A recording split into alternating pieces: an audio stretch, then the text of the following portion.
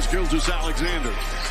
McCollum staying with him. Spins, gets inside. Left-handed off the glass. Oh, what a sweet move. Giddy, tough spot. Backdoor. What a pass. What a play. And J-Dub picks the pocket of Trae Young. He'll take it himself. This is Lou Dort. You're listening to the Uncontested.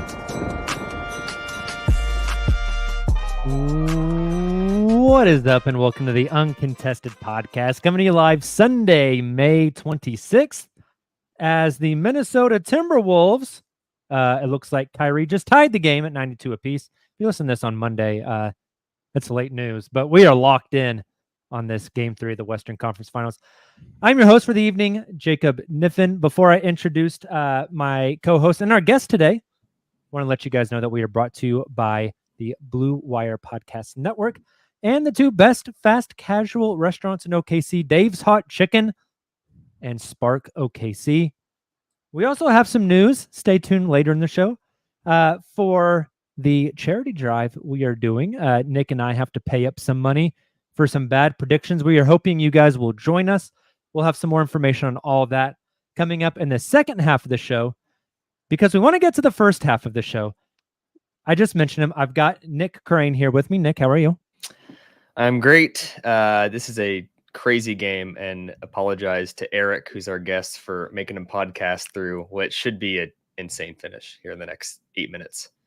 It's going to be a fun one for sure. Our guest today, special guest, Eric Pincus. He's the national and league writer for the Bleacher Report, the general manager of Sports Business Classroom, and an NBA cap expert. He's here to talk to us about the Thunder, their cap situation, and what the future might look like in OKC. Eric, we cannot thank you enough for taking the time, not only out of your evening and away from your family, but away from Game 3 as well. Thank you so much. Oh, happy to be here. No problem. I'm, like I said, as we were just chatting, if you see my eyes darting to the right, it's because of the game, and it is what it is. But I'm happy to talk Thunder, and I'm happy to be here. So ready to chop it up. Awesome. Thank you so much. So we're going to talk the first half of the show about, I think, a lot what this summer looks like for OKC. A lot of fans are interested in the cap space, the trade chips. A lot of people want them to push everything to the middle after what was an insanely successful season this past year. Nick, do you want to kick us off with some of our questions for Eric? Yeah, I think for starters, there's a lot of folks on the timeline on different social media platforms that will give out cap projections and opinions on what the team should do and what the Thunder can and can't do based on the new CBA. So just like for starters, high level, like what is the Thunder's projected cap situation this summer? Based on the new CBA, is there any new rules that the average fan may not know about? Like, just give us the kind of TLDR on Oklahoma City's offseason situation here. Well, every team is sort of in a different spot, and the general gist of the rules is that the higher that you spend, the fewer tools that you have to operate with to build your team.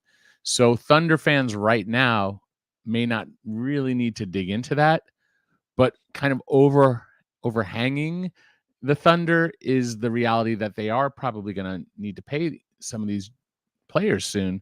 And so while it's not a problem today, it is a problem, maybe not tomorrow, but it's certainly a problem for 26, 27, when guys like Chet Holmgren, Jalen Williams come up for contracts, as far as when their extensions would start.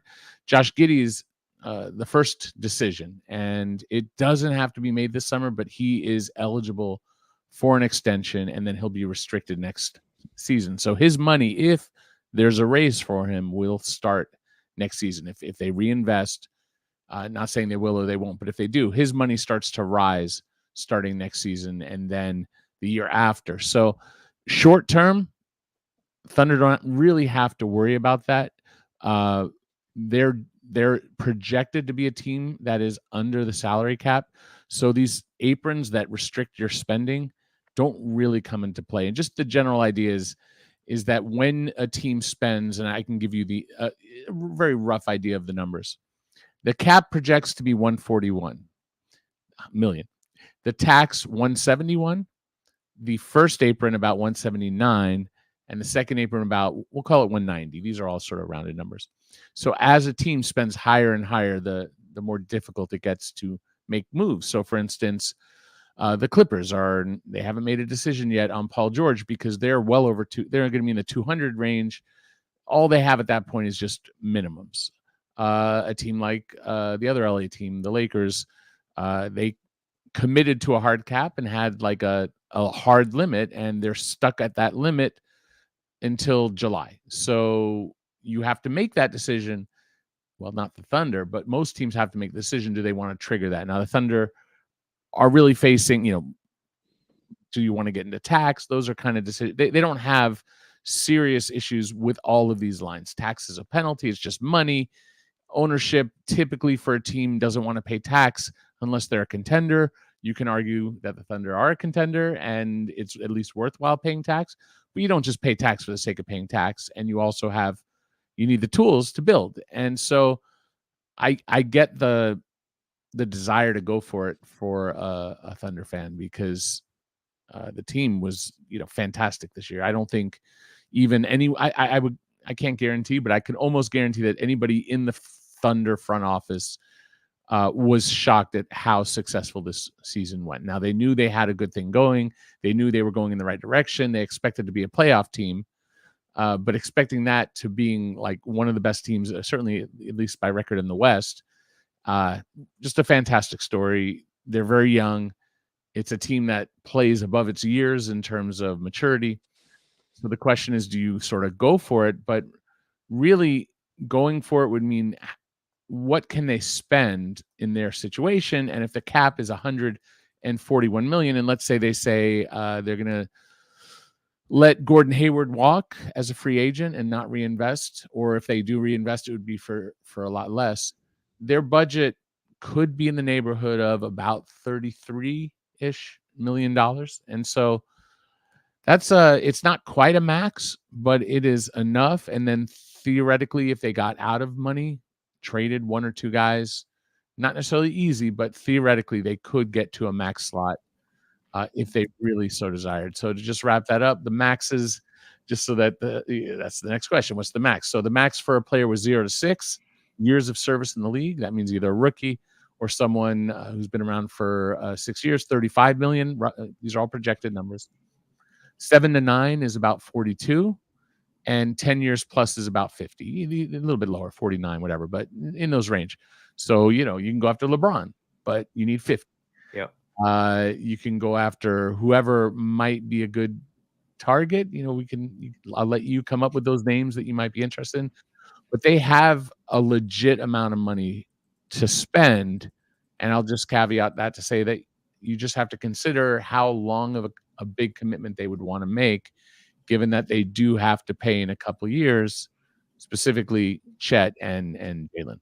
And that's the big question. I'm glad you closed with that, because a lot of the banter recently, like, I'm of the belief, and I think history would suggest, Oklahoma City likely won't go make a humongous splash in free agency, just like has never happened in the history of the franchise in Oklahoma City.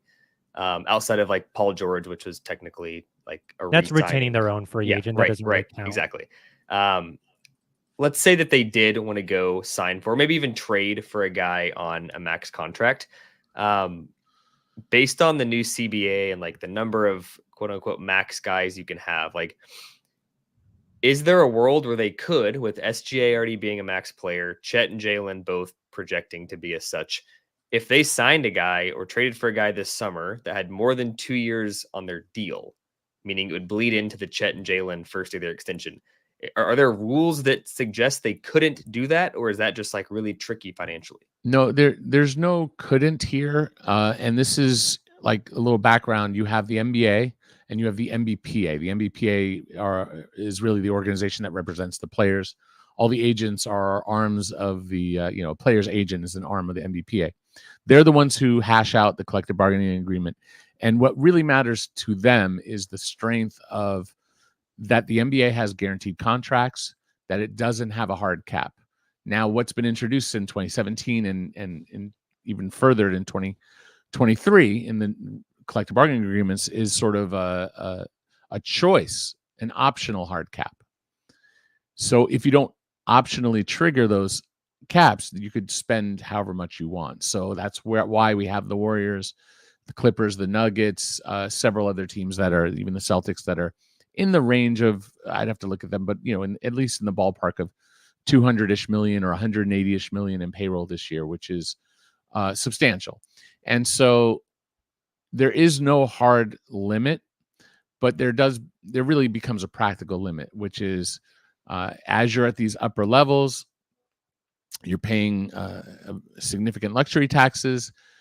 Your ability, as I said, as the higher you spend, the fewer tools you have. Now, if you have all the players you want and you don't need other guys from other teams, you don't really care that all you have is the minimum, because they got all the picks in the world, they have all the players. If every one of them continues to grow and they can win with these exact guys, add the one guy that you're mentioning, maybe you get to lose one or two. There's a point where, yeah, they could get up to that range. I will say that adding someone right now isn't quite potentially as damaging, because we have a new TV deal kicking in. And while I don't know for certain, the intel suggests that the money will push the salary cap up 10% a year, potentially through the rest of this new CBA. So wow. I guess that would be through like 2031 or something like that. So we're looking at 200 by 2030? Yeah. So, well, no, I mean, earlier. So like 141 next year, or this coming year. Yeah. About 155 the year after, 171-ish. Then for 27-28, about 187. 28-29, 206. Oof. 29-30, 227. 20-30, 250. So that's crazy. Yeah, I know, right? Half a bill. We don't have enough information to know. Teams don't look.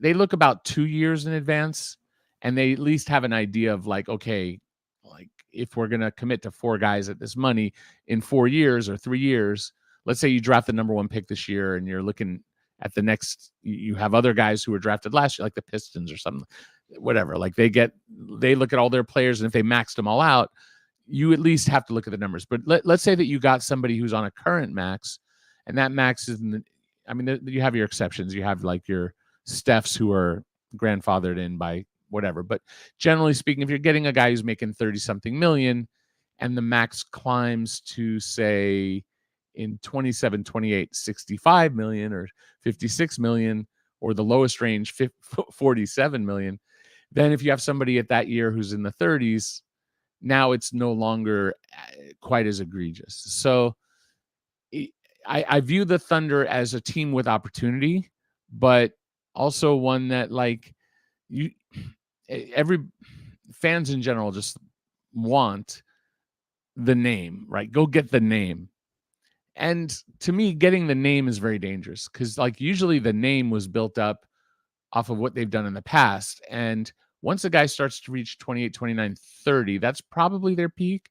And then it starts to slide off. So like, is a Paul George in his peak? No, he's probably past his peak, and his limited availability due to injury, even though he's still very good. And then he does have some games where I see him in LA, I'm out of Los Angeles, where the legs just aren't there, right? Where you're like, yeah, he just doesn't have the legs. He can't move today.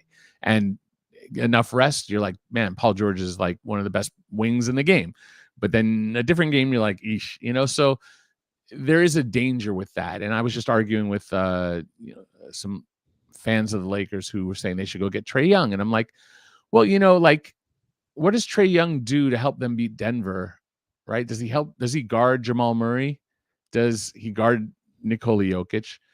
Does he do anything without the basketball in his hands? And last I checked, LeBron has the ball in his hands a lot. And also there's AD, so he should have the ball. And you see the point is, it's all specific to each team. Shea is who he is in part because they manage his usage really well. Yet he is a pretty high usage player. He's probably the lowest usage superstar in the league, right? I don't know. I haven't looked at like the All NBA first team and ranked usages, but I'd guess his is probably, he gets his 30 points a game more efficiently than most. Chet is a pretty neat player. I would argue that if there's a missing link, it's that this team doesn't have they don't have heft, right? They don't have a lot of size.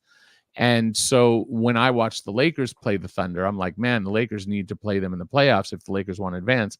They ended up drawing the Nuggets because of that one game that the Nuggets dropped to the Spurs, because the Thunder don't match up well against the heft of LeBron and AD. It's not saying one team's better than the other, as we're watching in the playoffs, which I realize I've hidden my screen to give you some of these answers, so I've lost track of the game. Oof, it's a close one still. But yeah, oh man, it is close. Yeah, just update it. All right, no spoilers. Although I guess by the time everyone listens to this, it'll all be over. But I view the Thunder as a team. If they need something, it's probably a hefty power forward or a center. Depends on where you play Chet. Someone who fits with Chet, and Chet has a 3-ball, so it's doable, but doesn't take the ball out of SGA's hands. You still need Dort out there playing such a unique role as sort of an undersized but strong defender who can guard multiple positions. Giddey, obviously, they seem to go in a different direction with him, but they have these other guys that they rely on, Isaiah Joe, even Wiggins, and Cason Wallace is on the come up. So if you got somebody, it would have to be the exact right guy. I don't know that player exists in terms of free agency, and that's really where you're at, right? Like, do you try to go get Pascal Siakam? I mean, the Pacers are still playing. He's about 30. He'll be almost 31 by the time the season starts.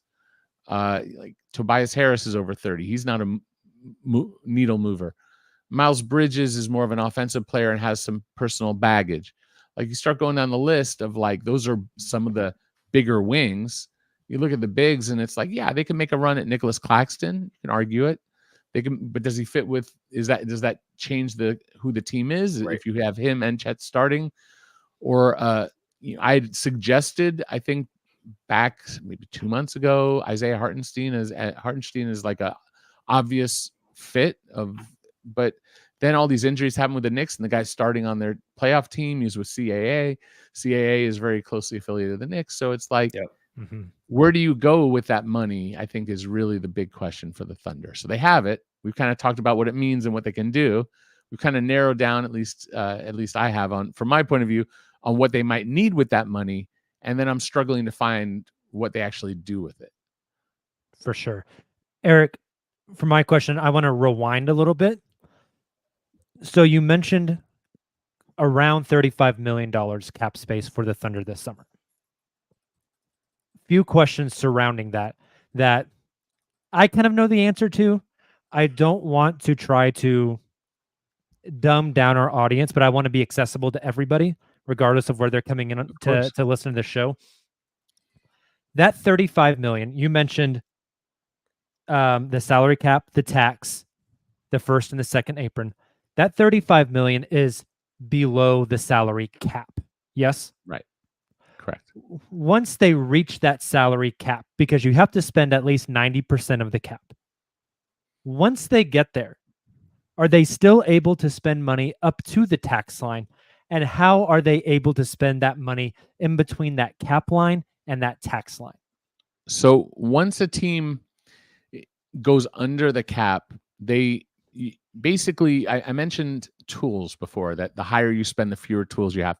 When a team goes under the cap, you don't have any tools. You basically lose all your tools because you don't need any tools. The cap room is sort of this amorphous, like amoeba blob that can be any shape you want. You want to use it in trade? Cool. You want to sign one big guy?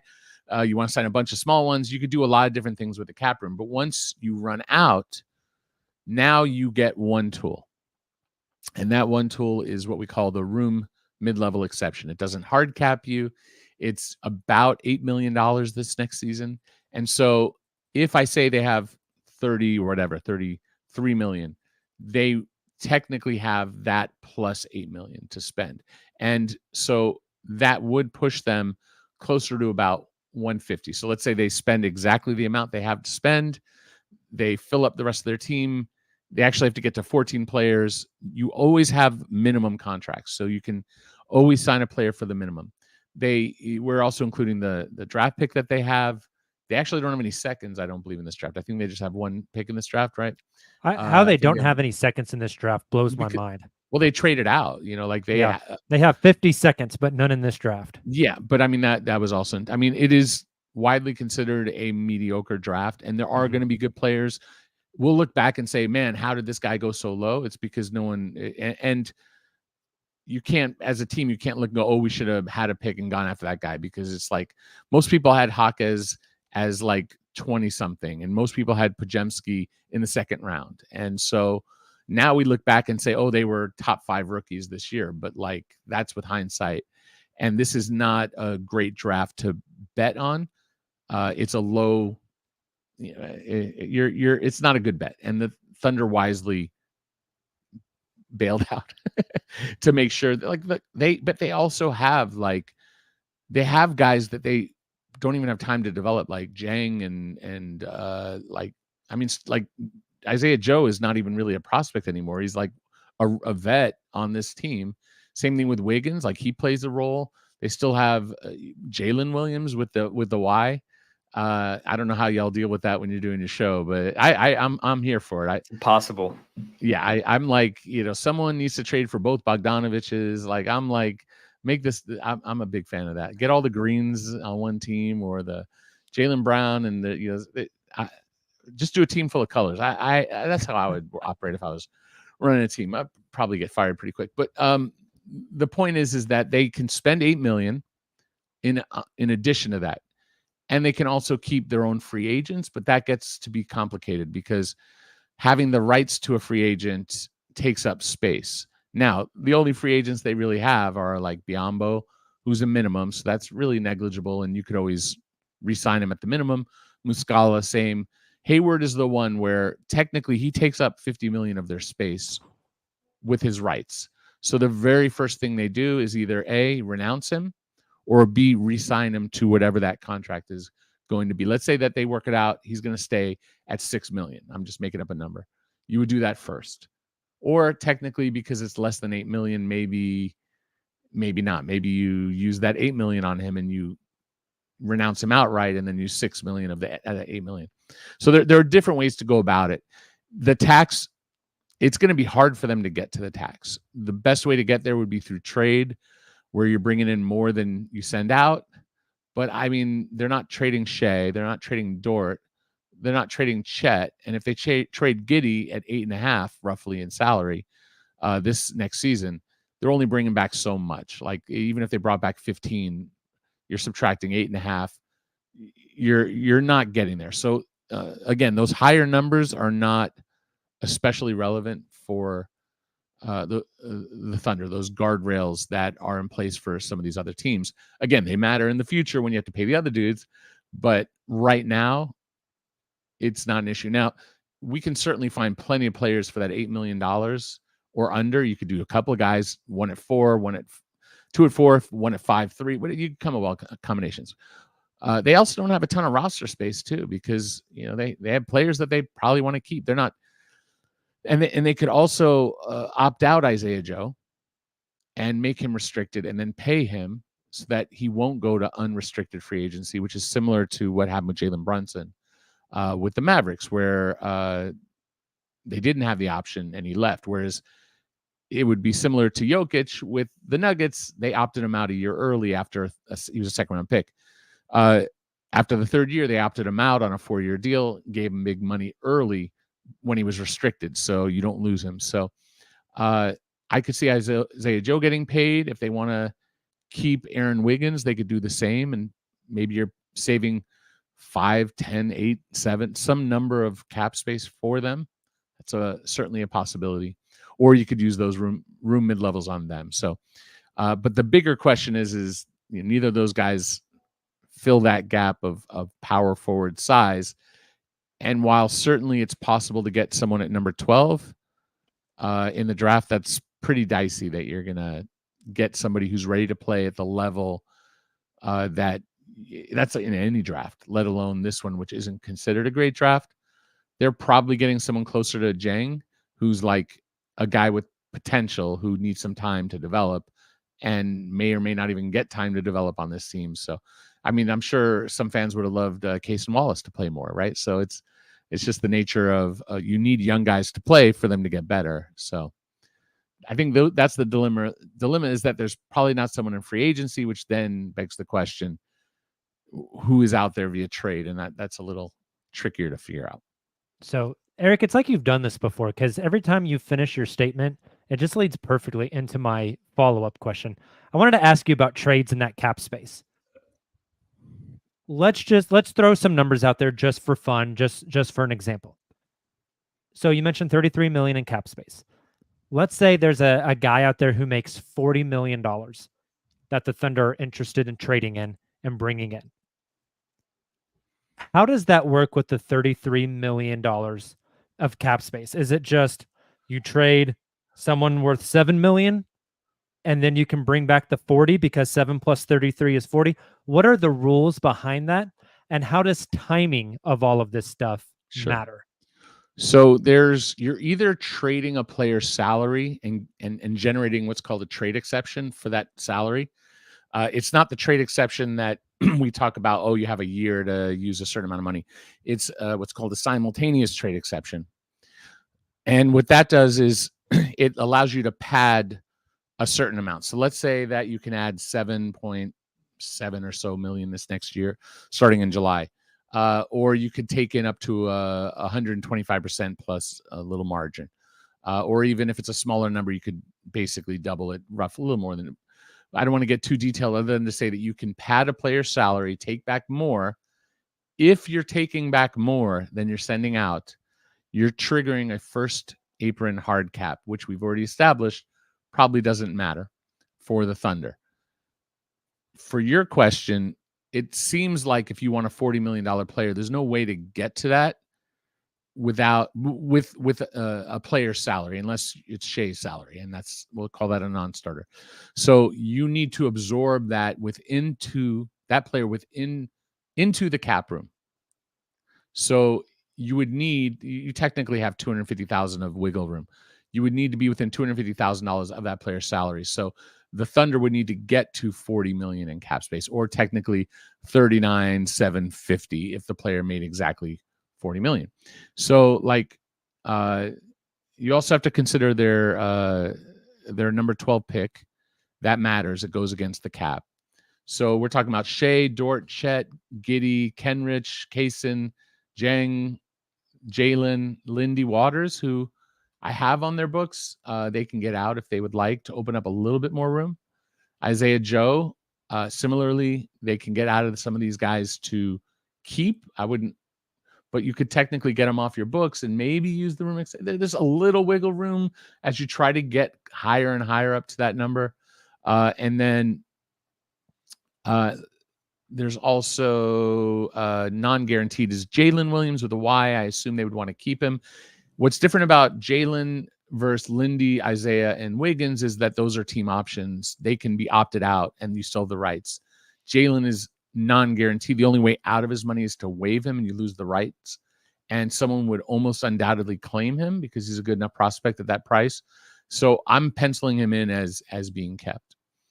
And then you have Wiggins, if I haven't mentioned him. And so you have the number 12. They can get to, if they just, okay, we're going to go crazy. We're going to get rid of Wiggins and Joe, anyone who's not nailed down. Williams, they can get up to about 38 pretty easily.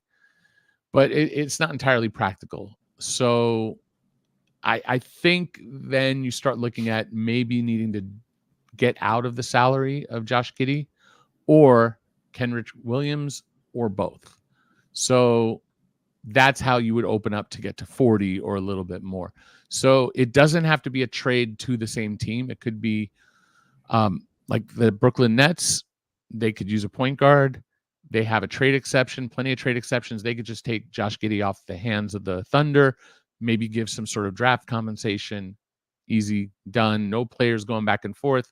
Pick one way, player the other. Now suddenly that opens up that cap space. And if I'm looking at the 33, and let's just say we took Giddey off outright, now you're at 41.4.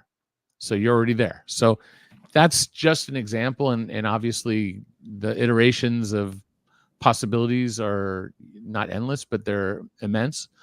But you could do the same, find a home for Kenrich Williams, maybe Jang is not. Maybe they look and say like, yeah, he's a nice prospect, but we're never going to develop him. We'll send him to someone who will. So there's all those kind of decisions. I don't think they're moving any of their top guys, except possibly Giddey. He seemed to be the one who fell out of favor of the coaching staff in the playoffs and even throughout the season. So that might be the sacrifice. And to be fair, like getting him to a place where maybe he can succeed and play more to his strengths. I could see Sam Presti wanting to do that for the player if it also helped the Thunder. You're not just going to give up a good player. Totally.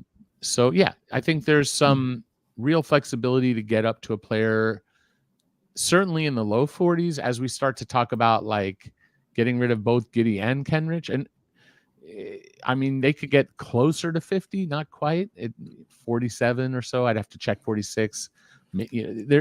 50 isn't absolutely out of the question. So like, hey, LeBron to the Thunder confirmed, right? Like we're there. So I have to be careful because like people watch this stuff and then like aggregate. Yeah, I had a conversation the other day with Jovan Buha of The Athletic, and we just talked for a good hour and a half. It was a good conversation, and like one of the things I said was like, we just talked about like, yeah, it makes a lot of sense that the Lakers would get Chris Paul. And so the next thing I know, it's like, aggregated Chris Paul is, Lakers bound or some nonsense. Give it 30 minutes. That's not what I said. Well, it is what I said. If you just take that clip and you just snip the clip, you lose the context of an hour and a half conversation where I'm like, here's the point guard market. It's really crappy. If they lose D'Angelo Russell, they need to replace him. Let's say they go and they get some other player and they need a point guard. And the Warriors let Chris Paul go. That makes a lot of sense. He's tight with LeBron. His kids, I think, still live in LA. Like it just makes sense. So I don't want, if you're listening and you're an aggregator, leave us alone here. I'm saying that they have the potential. Like, I guess now it's like Josh Giddey to the Nets, right? Like, I think that's probably. Hey, you've just given Nick a week worth of content over at Forbes, I think is what's happened. Yeah, sure. I don't mind it as a theoretical, but when it's totally, I don't want it to come like as some authority, like I'm saying this, because there are times I write and say, this is what I'm hearing. Yeah, this is not what I'm just reading. We're just having a conversation. For sure. Hey, Nick, before you ask your next question, let's take our first break of the night. On the other side, we'll have a little bit more from Eric before we let him go. And then Nick and I will continue on with some hot takes of the week and your other favorite segments. We will be right back. And we are back. Nick, you were about to ask a question before we went to break. What'd you have? Yep. Along the lines of, please don't aggregate this.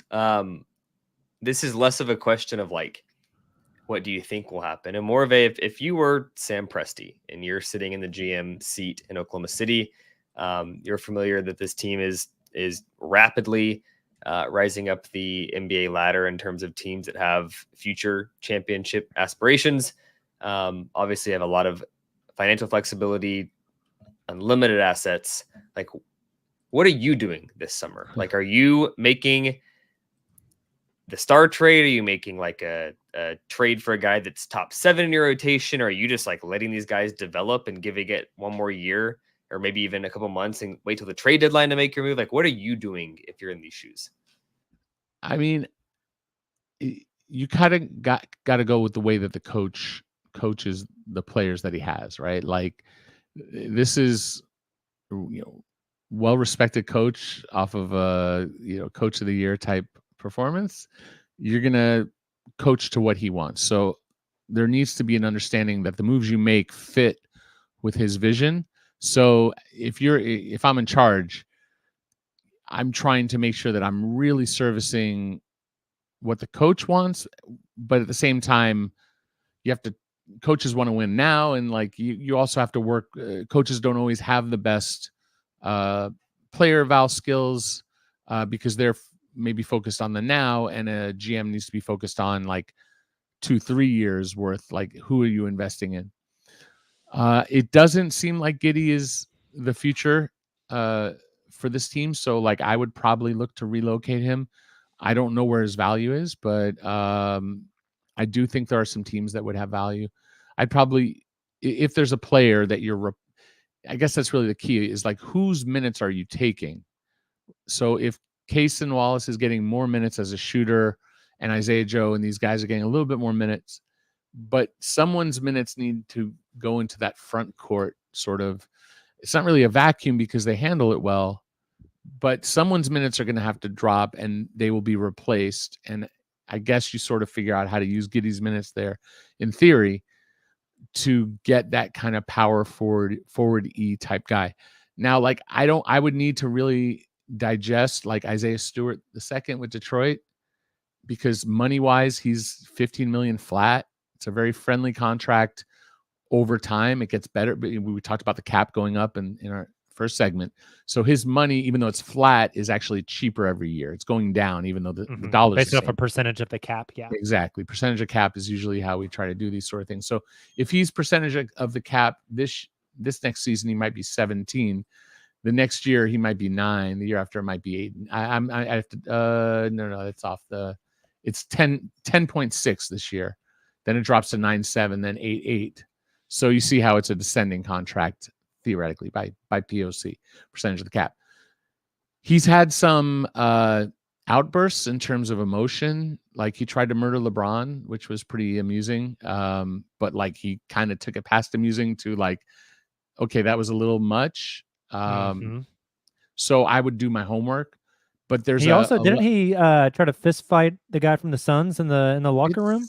There's an element of pattern that I would need to really do my homework on that I haven't, as like me in LA doing the jobs that I do. I don't have to make that decision. So I haven't like really dug into like what a team will do, especially Sam Presti and their organization, is really do a proper background check on like, what's this guy really like? Like, what were those things about? And is he somebody who in a key moment might lose his cool?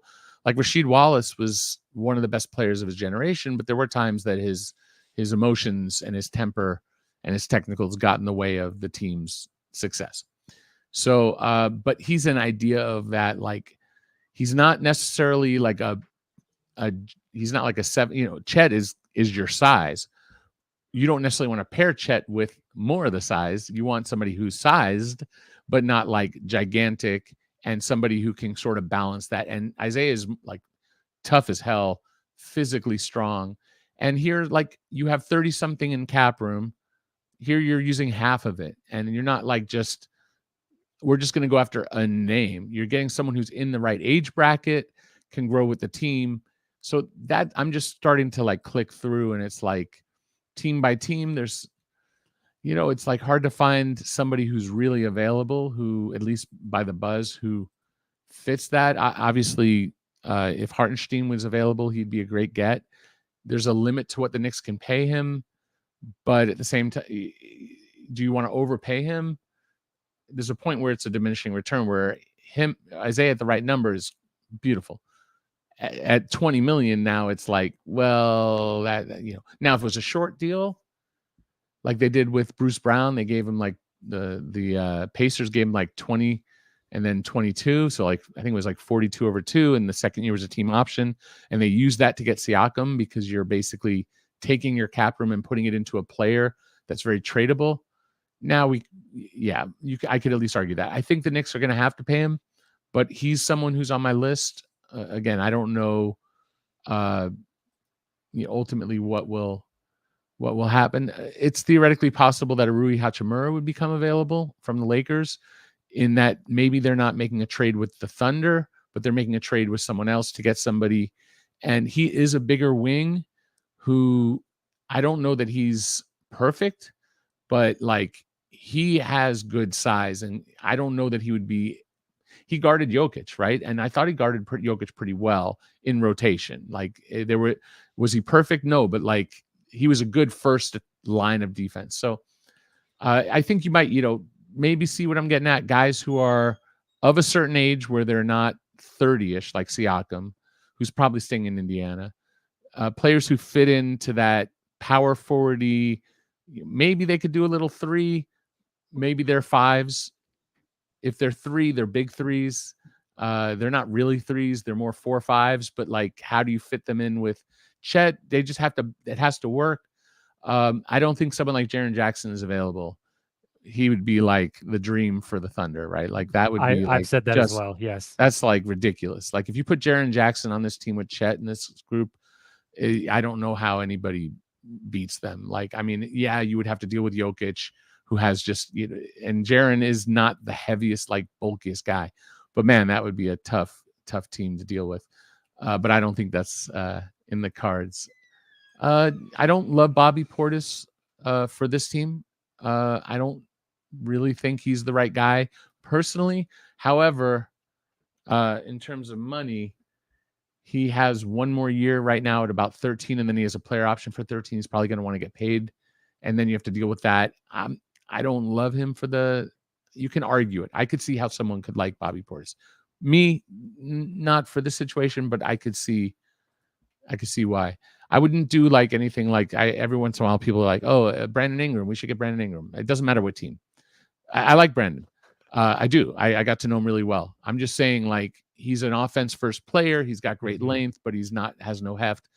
Totally duplicative of what the Thunder already have. Let's see if there's anybody else. Jonathan Isaac gets hurt too much. Paul Reed is probably available for nothing, by the way. So the Sixers are probably going to go try to spend some cap room. That would be a really nice economical get. Like he's only almost 7 million, 7, and then 8. You get a Paul Reed for almost nothing. I mean, come on, like it doesn't have to be $40-something million. Yeah. I know that I'm sure that Jeremy Grant's name has been mentioned as like a possible I mean, that seems like I could argue it based on who he is as a player.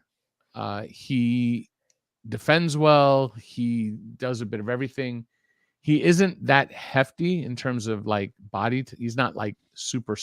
He's strong, but he's not like a power forward. He is a power forward in this league, but he's a modern era power forward. But he's also born 94, so he's already 30, and he's pretty expensive. So I don't see it, but I could see why fans would be like, yeah, and he might even be available. So it's unclear what the Blazers are going to do. Harrison Barnes, same kind of idea. Like, does he really move the needle? Zach Collins, I'm not, Chris Boucher, like already over 30, older than you think. You can get Bruce Brown. He's undersized. He's probably available. They could get him pretty easily. I know Luke Kennard's probably available, but he's not anything about what we're talking about if you just need another shooter. Maybe John Collins out of Utah could be had, I guess. I don't know. He kind of fits what they need, but he kind of always leaves me personally a little lacking in terms of winning. But at the same time, it's not the worst out of the names we listed. That's not the worst of it. And he's got this year in a player option, 27, probably opts in next year, and then you're done. And if he works out, you can keep him at maybe a more economical rate. Or if he absolutely kills it and becomes indispensable, then you have to worry about paying him right away.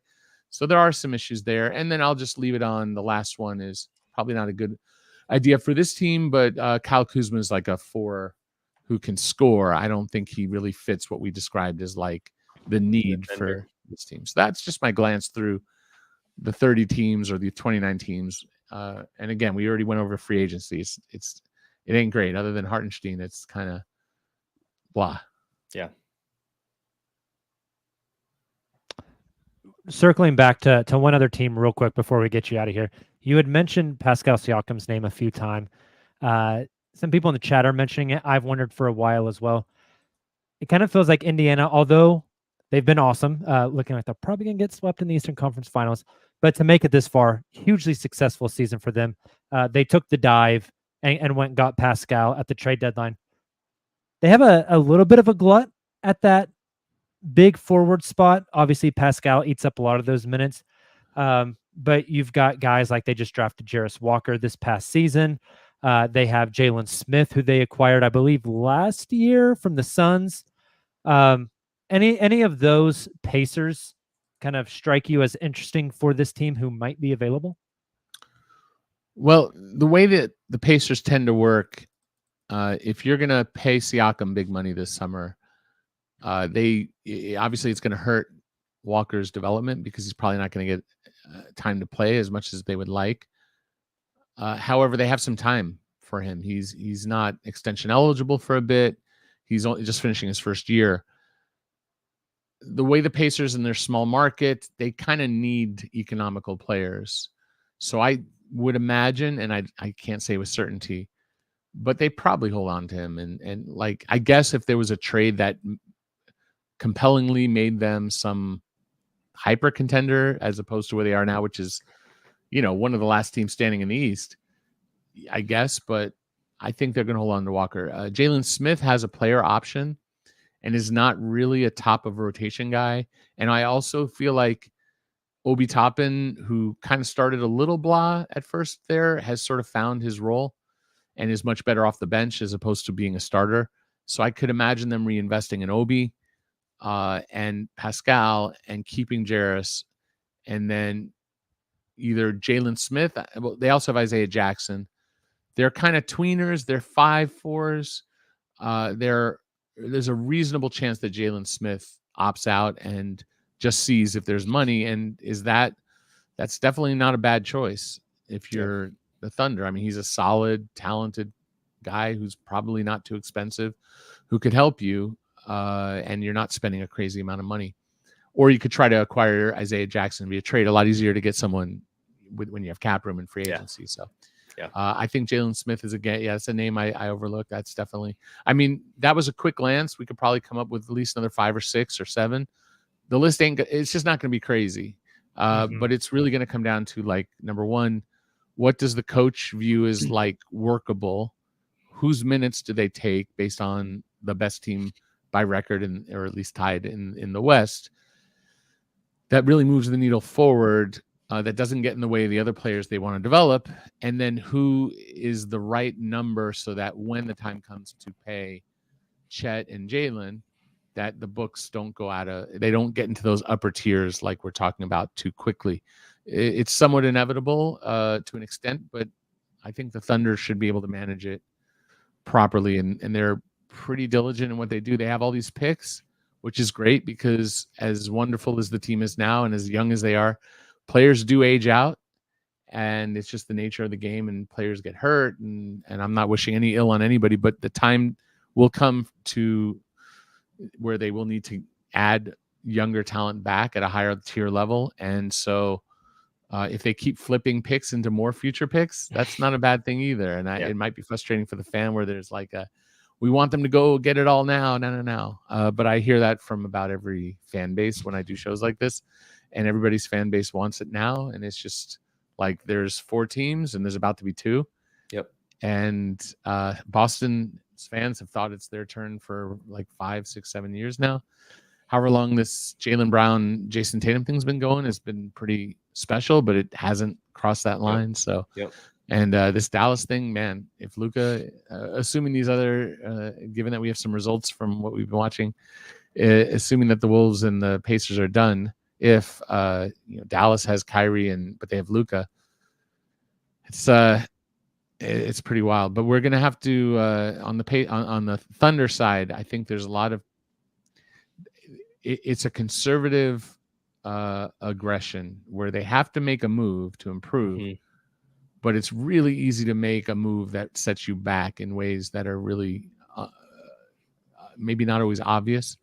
And it's just a simple thing of like, if you're adding a better player, does that make your team better?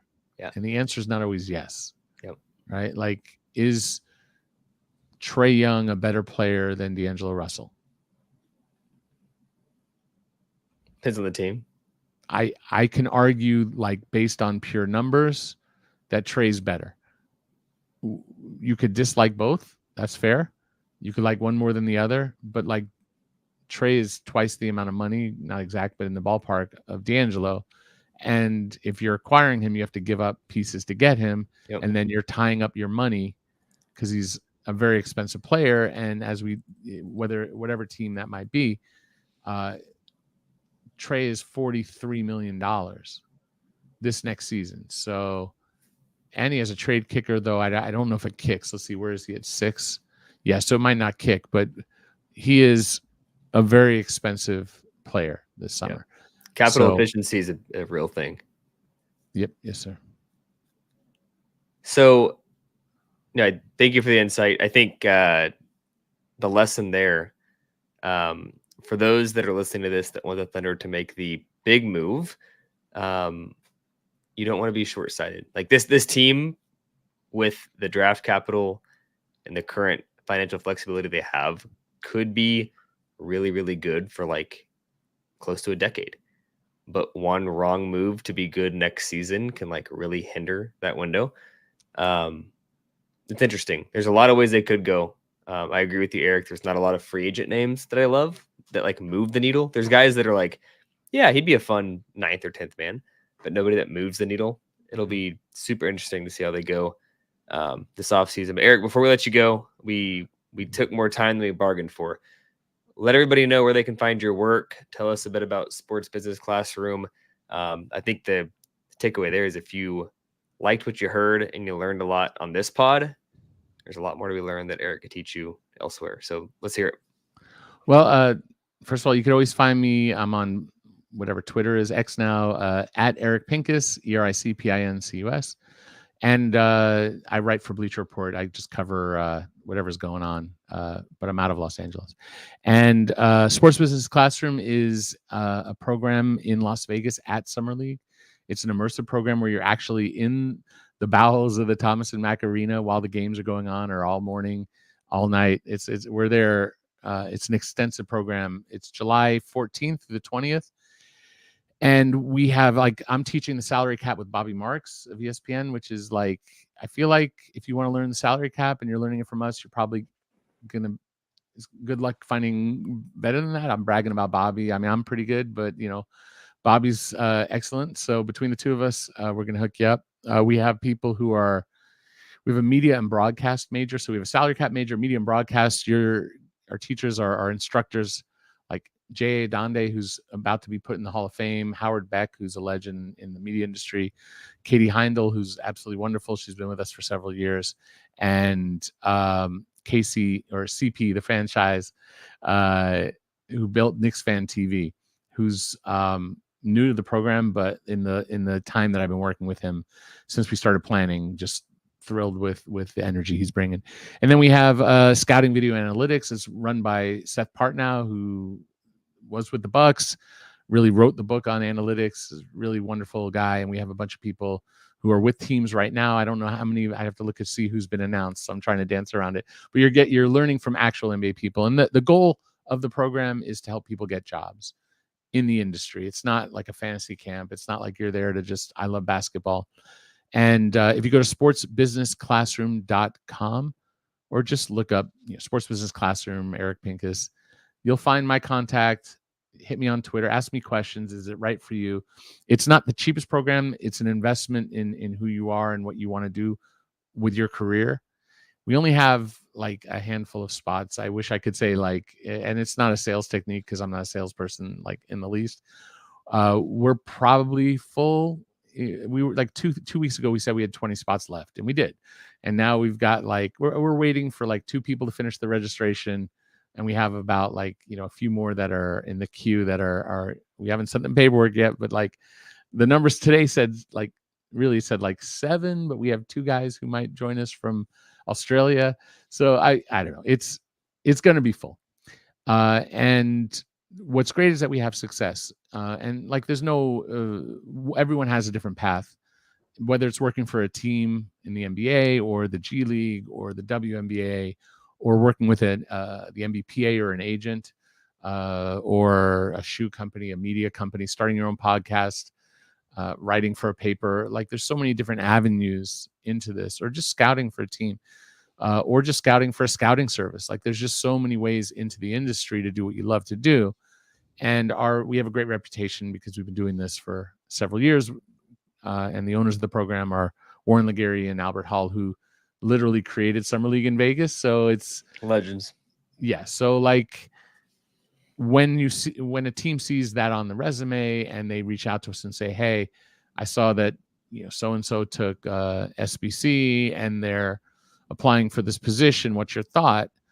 We take the time to get to know them. That's really what I pride myself in, getting to know everybody in the program, staying in touch with them, helping them, and putting their name out there. And we need to get to know you so that we don't recommend somebody who's just a groupie of the game. We want like people who are serious about it, who can get out of their fan brain and try to approach it from a more, as best possible, reasonable, rational approach, which to an extent may be impossible at times. But anyway, it's a wonderful program. Reach out if you have any interest. I love being a part of it. So it's my favorite thing to do each year. So I'm looking forward to it this July. But in the meantime, leave you in this. We're about a month and maybe 5 weeks away from knowing the answers to whatever the heck we just talked about for the last hour.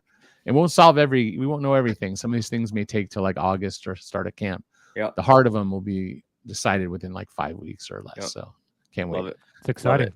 We'll be at Summer League for the 5th straight year, and we've got a lot of listeners that come and see us. So if you see Eric there, say hello. One of the best in the business. If you don't follow him already in his work, be sure to do so. Check out Sports Business Classroom.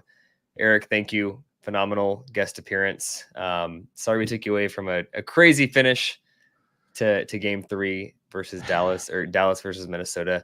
We're gonna go to a break now. Again, thank you, Eric, and we'll see you guys after the break.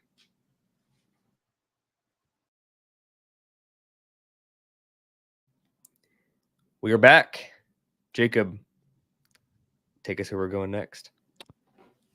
Typically we would do hot takes here, Nick, but I think instead we'll still do hot takes. Don't worry. Again, shout out to Eric. Thanks so much for jumping on. Hopefully you guys learned something about the salary cap, about the Thunder's situation here. But we got to talk money, Nick. We've been talking about this for a few weeks now.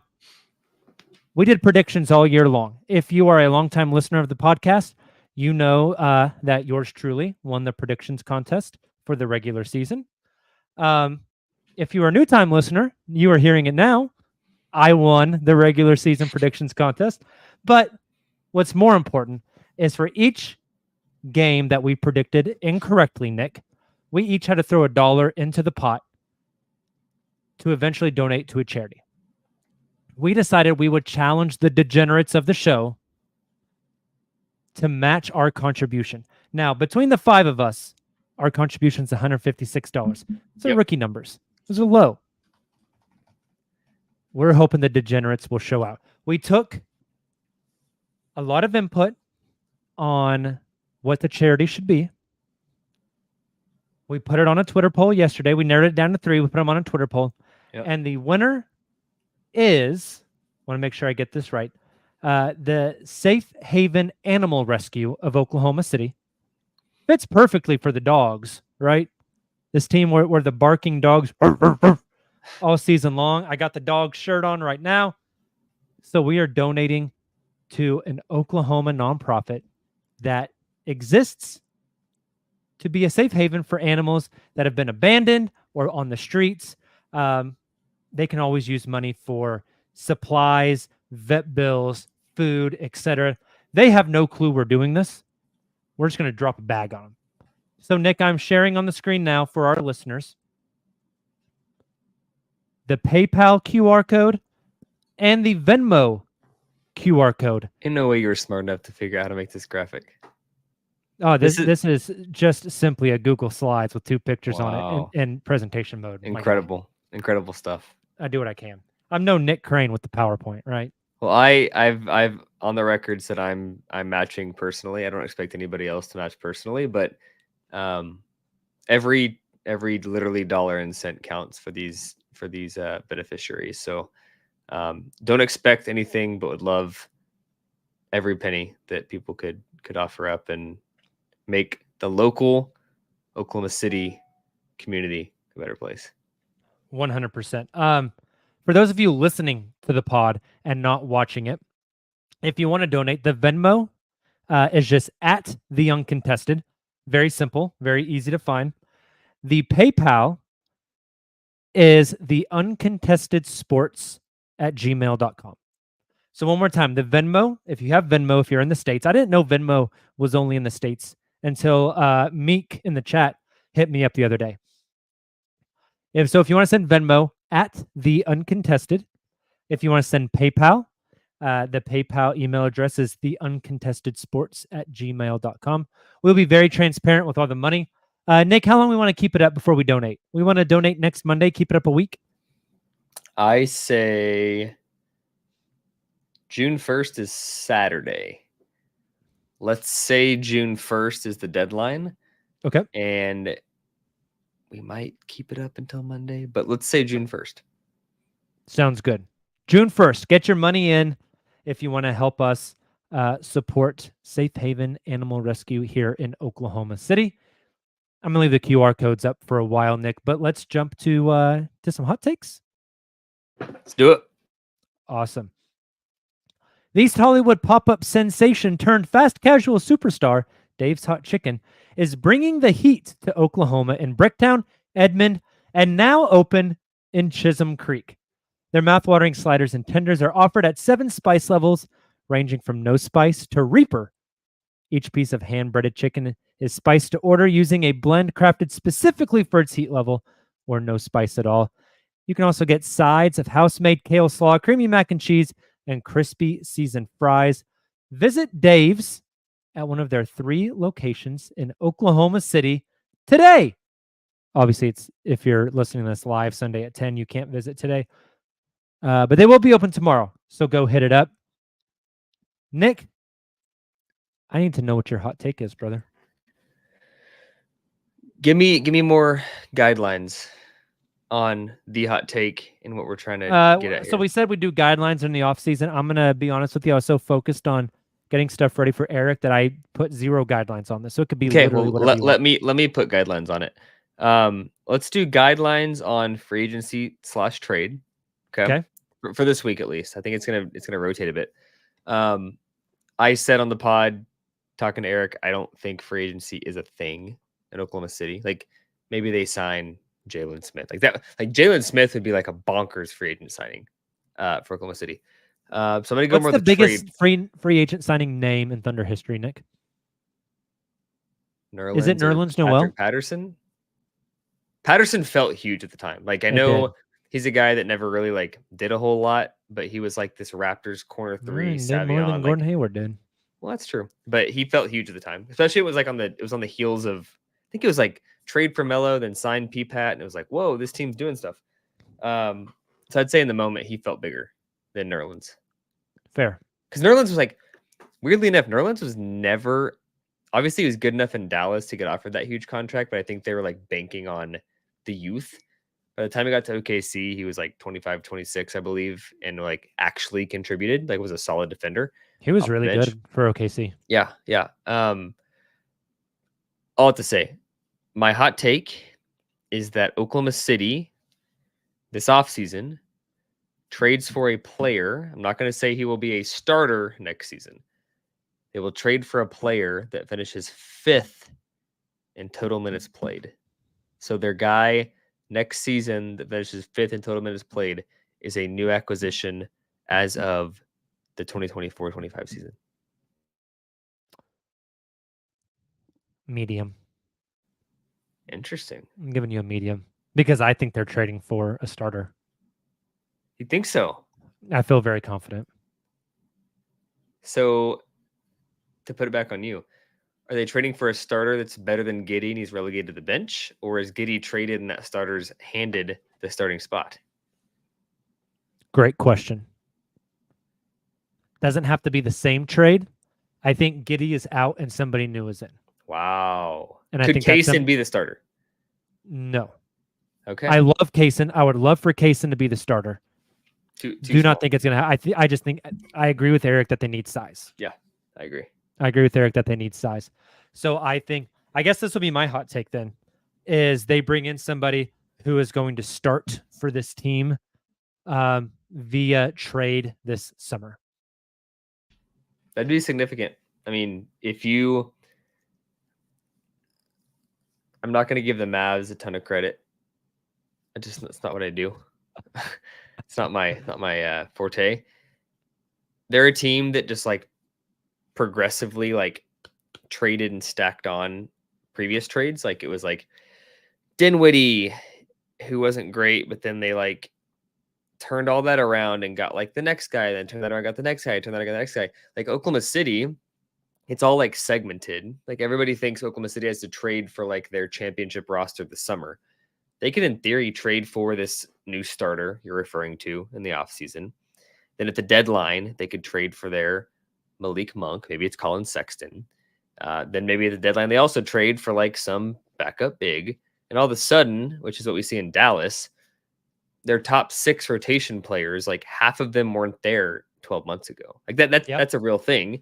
So I guess the takeaway there is like patience one. Not everything has to happen this summer, but if you compound your moves, and like I think Oklahoma City is pretty calculated. Like they're not going to make a move for 3 top 8 rotation guys. They're going to make a move for like 1, maybe a starter, see how he fits, and they're going to make the next 1 to 2 moves based on that new roster. They're not going to make 3 moves and try to integrate all 3. For sure. I would agree with that. You didn't give me a ranking, though, that they're going to trade for their 5th starter. And for the record, I love the idea of Kaysen starting. It's just too small. If Kaysen ever starts, it's because Dort has left. So you're basically saying who's starting in the front court next to Chet? Yeah, they're going to trade for someone to start next to Chet. I'm gonna go hot to extra hot. Okay. Knox, I don't think that's what they need. But because that position is really hard to find. Agreed. Because generally those guys, like Eric mentioned Rui, who I think is like a good player. I think he could be like the same impact PJ Washington's making in Dallas. Like I think Rui could make the same impact in Oklahoma City. Those guys that are like big jumbo wings that can play 3, but they're probably more 4 or 5s. That's like the modern NBA. Like that's what every team wants. It's hard to get those guys. So the reason I'm going hot extra hot is not because I don't think the team wants it or is going to go for it. Those guys just don't grow on trees. Agreed. Something you said earlier that I wanted to circle back to. Whenever I was giving my hot take, you said, did I think they're going to trade Giddey and get a better player, or Giddey plus picks and get a better player to come in and start? I thought about this earlier. Actually, I threw it on social media. Interested your thought. Comparing talent to talent. Eric kind of talked about this with Trae Young versus D'Angelo Russell. Comparing talent to talent.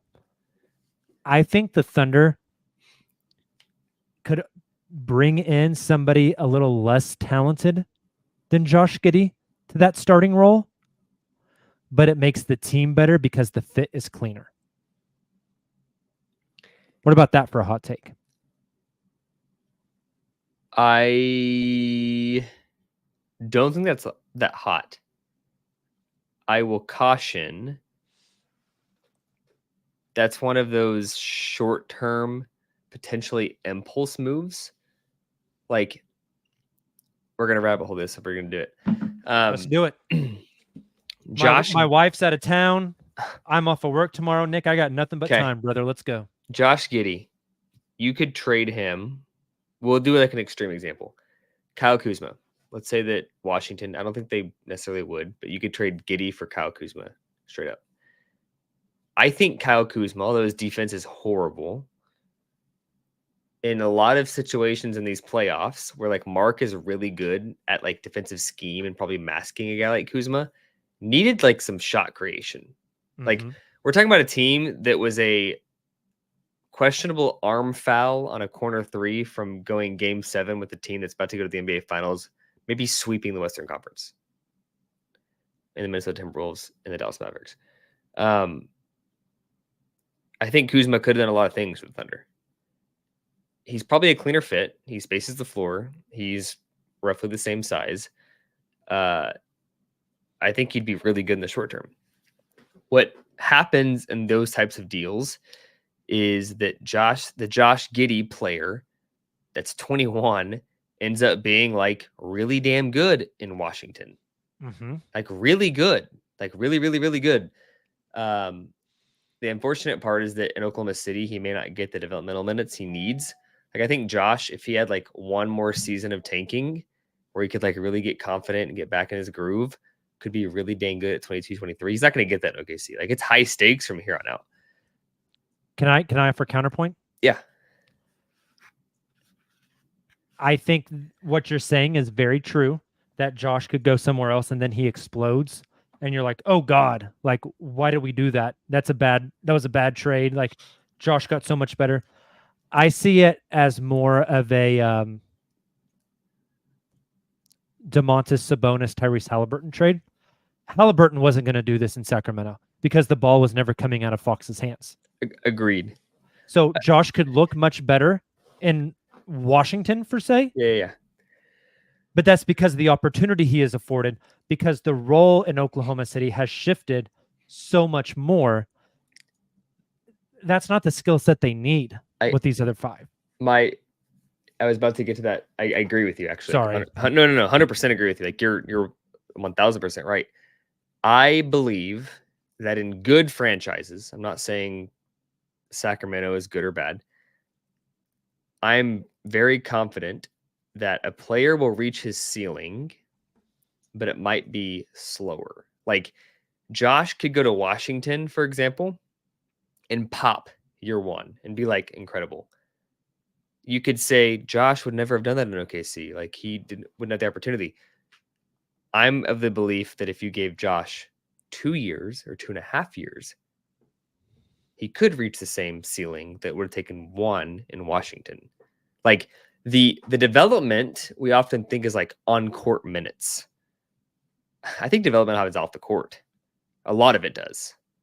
So if Josh Giddey ends up being a 28-8 guy in Washington, you could say he'd never be that in Oklahoma City. But I think that 2.5, 3 years from now, he could be that in Oklahoma City. Like, for example, I'm not saying I think Josh Giddey is going to be that guy in Oklahoma City by any stretch, but I think that like the ceiling of a player ultimately will get hit. It just is a different timeline based on opportunity. And Josh, the ceiling Josh could get in a rebuilding team could still be achieved. It'd be slower than it would in like Washington. That's an interesting point. I would push back on that, but I don't have any like factual evidence for that. To me, I look at that as I was a history teacher, Nick. Yeah. You could throw me in an English classroom or a math classroom. I know how to teach. Yeah. But I do not have the skills to teach the math. Yeah. So I can still run the classroom. I can still like handle discipline. I can take attendance. I can organize the class, but I can't teach the content. Yeah.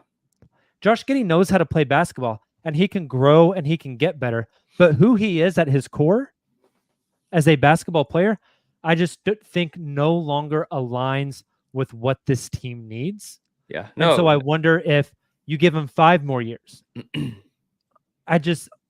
Some guys just don't become great shooters and great defenders. Yeah. And that's fine. That's not Josh's game. I just think that's what this team needs so much more than what Josh offers right now. I think Josh sees it. Yeah. No, for sure. And it's different too, because like this is not a world where you just like keep getting paid in a rookie scale deal and you get all these years to do it. Like that's exactly. another big, but like my counterpoint to that would be if your school said, Jacob, we need you to be a highly effective math teacher tomorrow, which would be like Oklahoma City. Like Josh needs you to be a highly effective player tomorrow. You're going to struggle. If they say, who really cares? Just like teach what you know these first, couple semesters and like learn math as you go. You might be a pretty damn good math teacher in 2 years. For sure. But I would argue I will never be as good of a math teacher as I am a social studies teacher. Totally. Well, it's also like your studies. Like, yeah, like that's, but it's all about time. Josh can become a better shooter and a better defender with time. He will always be at his best with the ball in his hands. For sure. Oh yeah, for sure. I think the same conversation could be had. There's a ton of nuance in this, right? Yeah. No, I mean, we're talking teachers versus basketball players, but Ousmane Dieng's the same boat. Like he still has a ton of potential. Like he's 6'11" and has guard skills. Mm-hmm. He has no confidence. He has no dog. We could all sit here and say like his time in Oklahoma City is never going to be anything. He could go to, let's pick a new team. He could go to San Antonio and have like no pressure and like be like really good next to Wemby. Like, who knows? I think But he needs to go to a place where he has a very long runway. agreed. The runway's just running out in Oklahoma City. Agreed. And same with Josh. Like Josh is, we think of him as like this, bro, have you not figured it out yet? He's 21. Like, he's so young. For sure. Him and Oos both, it's like they may just be casualties of the team getting too good too fast. And that happens. Definitely. I want to bring up Nick Jordan's super. We got a couple other supers we need to hit. He said Jang is the reincarnated Baisley. He's about to get the boot. I don't know about get the boot, but I feel like this team had Baisley, which leveraged into Poku, which leveraged into Jang, which is about to leverage into whatever the 12th pick is. Yeah. I don't have statistical evidence to back this up. And it's different times. I think Baisley accomplished more in an NBA uniform than Oos has. 100%. Not even close. Context was also very different. No, exactly. I think if you took, I got to be careful with the way I word this. If you took the good parts of Baisley's brain, the aggressive basketball parts of Baisley's brain, and you put it into Oos would be starting already. He just seems like, I hope I eat my words on this. Oos seems far from an NBA starter. Far. I agree. If I had to choose, does Oos start 15 games next year, or is he off the team before training camp? I'm taking off the team before training camp. That's a good take it or leave it. Jot it down. I want Oos to have it so bad. I just don't think he does, dude. Yeah, I agree. Let's go back. We got a couple more supers we got to hit. I know we're running a little long. Few updates though, Nick. Yeah. 2 donations so far. One via PayPal, one via Venmo. We're at $120. Let's go. Thank you to whoever it was. That's big. That's awesome. I love it. Let's go back to the Giddey thing for a second. You threw out the hypothetical and trying to prove your point, the Giddey-Kuz swap. I've been thinking recently, I don't think you're going to get everything in one package that you want in a starter in a trade this summer. Like Eric mentioned, Jaren Jackson Jr. is kind of that guy. Maybe Lauri Markkanen's that guy. It's just not happening, right? You are going to get another flawed player. You just hope the flawed player that you get, that their flaws are more easily masked and that their strengths fit the team. What about a Giddey and whatever, if it takes a pick or whatever? The age gap is kind of, I wouldn't say absurd, but substantial, 7 years for Cam Johnson. The defense is probably comparable. No, I think Cam's a better defender. Oh, really? Okay. Yeah. The shooting is nowhere near comparable. No, God, no. I looked back at that Suns finals run. Yeah. Cam shot 43% from 3 in that playoff run. Cam's good. Cam's really good. Cam's like the playmaking plummets. The size is about the same, although Cam plays with more athleticism. Same size, yeah. You lose a lot of the playmaking, but I feel like Cam is a flawed player. But that skill set. In what way? I mean, he's not a perfect guy. He's not an elite rebounder. I think that's one place you lose out on. The reason I asked that question is we often think about these guys of like, what can they not do? Like, what are these guys' flaws? I would argue Oklahoma City is a guy. I hate that this is turning into like it was the Aaron Gordon trade. Now it's the PJ Washington trade. I hate that. PJ Washington's far from a perfect player. In fact, I think that his playoff run is non-sustainable longer term. Like if Dallas gets bounced in the NBA Finals 4-1, I don't know if you get this ever again from PJ. But he did what he needed to do in the moment, and he fit really, really well. Like when Oklahoma City considers their next guy, like whether it's Cam Johnson or somebody else, I worry less about what he can't do, and it's more about like what can he do? Can he fill For this sure. role? Cam fills every damn role the Thunder needs tomorrow. I agree. When I say flawed player, like he's not like a Shea Gilgeous-Alexander Oh, who can it's do a a little bit of everything, right? Like there's high very few of bar, those guys bro. out there. High Yeah, bar. exactly. I think Cam's shortcomings are rebounding and playmaking. Yeah. That's what Giddey gives you right now. But that's not what you need. I mean, you need the rebounding. I don't think Giddey's giving you playmaking though when he's playing 12 minutes a game and has to play off ball. Totally agree. Yeah. That's what I'm saying. Cam's skill set, I feel Yeah. like fits Yeah. this team much better. Can you imagine if they were able to play Cam in that Mavs series, how much more open that lane is? Oh my God. Because you can't leave that guy. Yeah. Yeah. And he's kind of sneakily becoming a guy I'm really interested in for this team. You get paid a lot, but I think How much is he making right now? Do you have it pulled up? I don't. I want to say he's like upper 20s, maybe low 30s towards the end of this thing. But I got you. Here you go. Eric though makes a good point. We talked about this in Slack. Actually, this is not like a new thought, but it's all percentage of cap, and with a 10% escalator every year, his contract actually is not horrible. So here is Cam Johnson's remaining contract. Next season, he's owed 23.6.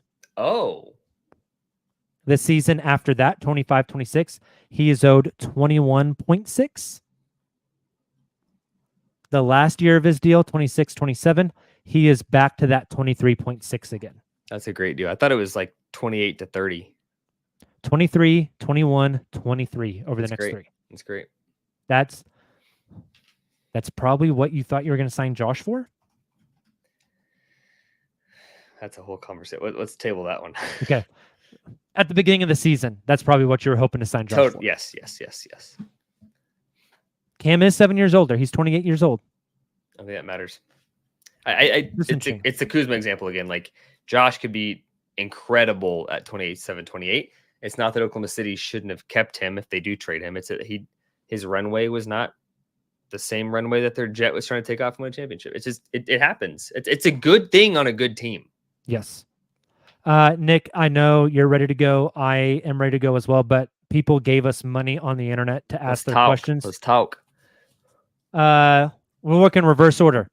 El Sombria Regio 7 says, it's not going to happen, but if Atlanta was really about to blow it up, I hope Giddey in the 12th is good enough for Jalen Johnson. He follows it up with wishful thinking, I know. I will say wishful thinking as well, but I think the power of this comment is the type of player Oklahoma City needs is Jalen Johnson. Again, those guys don't grow on trees, but I agree with you. If they could make that kind of deal happen, if I'm Atlanta, I'm like, this is the guy we're not moving. That's the 100%. kind of guy you want for sure. Our guy David Skelton says, hot take, Giddey is still on the team next year, and Oos gets real minutes off the bench. No more G League. The Oos is loose. David, first of all, thank you for all the mailbag questions. This is one of them that I'm answering for the morning, so I'm not going to answer it. So, Jacob, why don't you take this one? Wrong, David. Damn. I think there's a very real world that Giddey is back and Oos plays minutes off the bench. I hope Oos is good enough to play minutes off the bench. I mean, this is a put up or shut up year for Oos. Yeah, for sure. So I hope he gets the opportunity. I think he'll still play Summer League. I think Nick maybe has a little bit of pushback on that. I think he kind of has to. Poku played 3 years of Summer League. Yeah, we'll see. Oos has done less in the league than Poku did. We'll see. And then the Giddey stuff, it's totally up in the air. Like, this is all speculation and conjecture. We have no clue what's actually going to happen. It's fun to talk about, though. Nick Jordan says, Giddey for Randall. Randall is at the very bottom of the list of guys I want. I disagree. And I put this in Slack to get everyone's thoughts, and you were very anti. I think Randall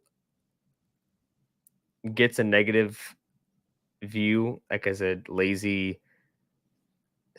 unathletic, not hard worker player. Go look at his numbers in New York. Like he's not OG level where it's like when he's on the floor they're hard to beat, but like when Randall's on the floor, the Knicks are a damn good team. Mm-hmm. And he's made an all-star team in recent years. And I'm not saying he'd be an all-star Oklahoma City because his role would be very different. But you want a beefy 4 that can space the floor. I love every time you say beefy 4, Nick. I'm a sucker for a lefty shooter too. So I would. Hey, I don't think the I'm a Knicks. lefty, Nick. I don't think the Knicks would take that deal. Kind of like the Gideon 12 for Jalen Johnson, but like that's the kind of player that I think would be really damn good on this team. I don't think they need. I think they need a center like Nick Claxton. I don't think he's worth the $25 million I have to pay. I'd love Nick Claxton, Oklahoma City. I think it's that beefy 4 that they need. Make a T-shirt, Justin, if you're listening to this. The beefy 4. The beefy 4. Anything else, Nick? No, let's get on out of here. Wes is in the chat saying that he died whenever Eric mentioned Isaiah Beef Stewart. I mean, maybe this team needs somebody that'll punch someone. No kidding. Can you imagine Beef Stew and Usman Jang fighting for minutes? Who do you think is going to get the minutes? Can you imagine Beef Stew and Usman Jang fighting in real life? No, it wouldn't be a fight. It'd be a massacre. Yeah. He kind of scares me. The brother needs therapy. That might be just with this team. A little loose screw. I mean, how loose? We're talking like Draymond Green loose? Nothing's that loose. Get that man off TNT as well. That's my final take. Let's get JD, 126.35. Nothing's that loose. Pull the sounder. Thank you guys so much for tuning in. Hey, go follow Eric on Twitter. He's at Eric Pincus. Great cap follow. Just a really smart dude. If you are really serious about wanting to get into the business, check out all that stuff he was talking about earlier. Also, make sure to donate to the Safe Haven Animal Shelter and Animal Rescue. Again, the PayPal is the uncontested sports at gmail.com. The Venmo is at the uncontested. It'll stay open through next week. Send your money. We will be very transparent with the money. We are donating 156 plus Nick's 156 plus Taylor's boss gave 156. We already had a 120 as of this evening. Nobody else has hit the Venmo yet, it doesn't look like. So make sure to hit it up. Let's bless a local Oklahoma City nonprofit. They have no clue this money's coming their way unless they listen to the pod, in which case, shout out. Thanks for listening to the pod. You guys, if you're in the States, have a great Memorial Day Monday. If you're outside of the States, have a great Monday. We'll be back Wednesday with a fun show because Sam Presti has his media availability on Tuesday, Nick. So Wednesday is a full deep dive into that media availability. We are going to pick it apart like the Zapruder film. And then next Sunday, we're starting something really fun, a 3-part series on who the Thunder can target this offseason. It's going to be 3 straight episodes. It's going to be a blast. You guys aren't going to want to miss it. So make sure to tune into that. Have a great rest of your week. We'll see you on Wednesday. Until then, and as always, Thunder up.